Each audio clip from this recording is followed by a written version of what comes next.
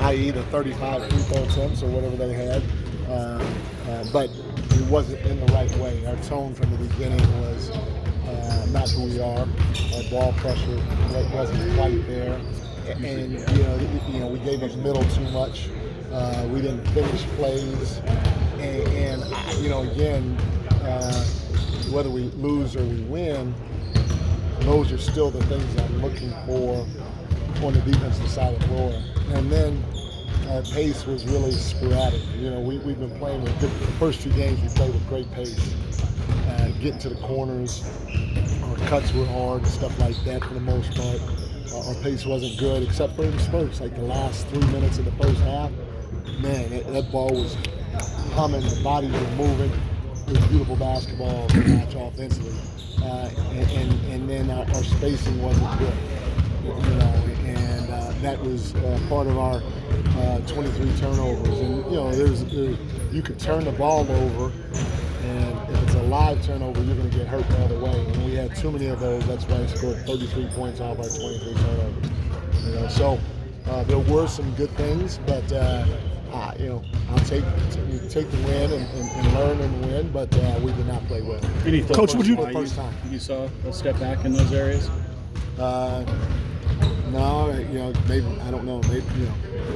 Maybe it's because their guys didn't play, and maybe it's because we're on the road in Phoenix. I don't know why yet, but I know we didn't do it to the level that we hope to and expect to every time we step on the floor. Coach, are you concerned about the free throw shooting in these last 3 games? You're shooting around 65%. I think you're 46 for 61 at this point.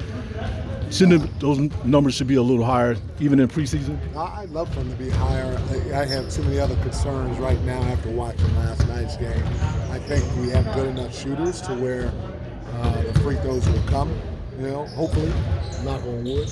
But right now, that's not my main focus. Coach, I want to ask you about Coach O from Team Nigeria. Yeah. He's had the chance to shadow you and your staff this preseason. Can you talk a little bit about what the importance of that is for him and what it means to you to help mentor the next generation of coaches? Well, it means a lot, obviously with him coming from Nigeria. I have a lot of love for the people there, a lot of love for the country. I've obviously worked as their coach for a while now, and so to help try to develop basketball over there, whether it's me being over there, me coaching their team, or bringing in a guy like Coach Ogu, who coaches over there so he can shadow, learn, and grow, and then take what he learns here back to Nigeria. There's a feel-good thing inside of me that makes this thing go, and so I'm excited. He's here.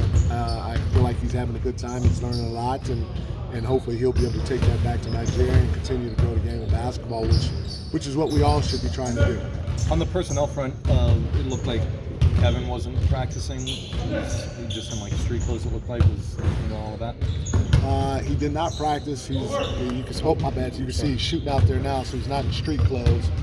But what was wrong with him? Yeah, ankle soreness. He had ankle soreness. Can you just maybe what goes into just the decision that went into the 2 cuts that you made?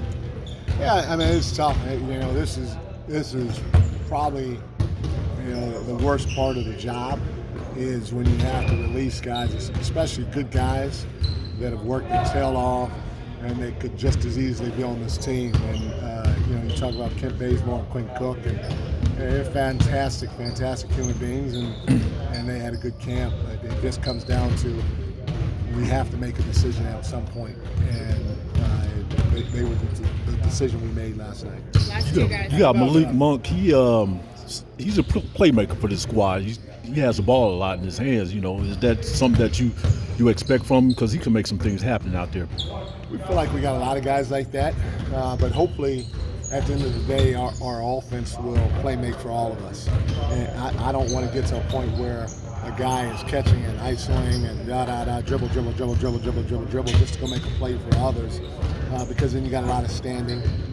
The defense is set, watching, loading to the ball. So his playmaking skills are obviously pretty good, and they're going to come in handy at times, but we want him just as well as everybody else to continue to get their shots through the offense. I think you guys seen in the first 2 games, when that happens, we get some pretty good, easy looks, shots that maybe you can make. Well, I'll make them. Okay.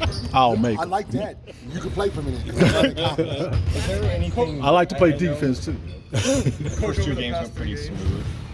Is it what? The first two games went pretty smoothly. Yeah. Is there anything you could benefit from when your stars are kind of struggling, kind of facing the adversity? Would that be good to show on film sometimes? Can you take something good from the bad? Yeah, no, for sure. Like I said, you can always. Sometimes you take a loss and you're okay with the loss, but most times in this league, because wins are so hard to come by, you rather teach and build from a win. So it's not that, oh man, we sucked last night. No, we weren't good. We made mistakes, so let's grow from the mistakes. So it's there's always teaching going on. You guys just asked me what I thought about the game. It was a crappy game. Can you tell us anything about KZ last night and the decision not to play him? Yeah, I just wanted to give other guys an opportunity. I wanted to give Trey an opportunity to start with the starters at the beginning of the game and in the second half. I personally know what KZ brings to the table and what he can do for us, and so I just wanted to make sure that others had an opportunity to be able to see other guys out there instead of KZ. All right, that's it. Thanks, guys. Thank you Thanks, very much. All right.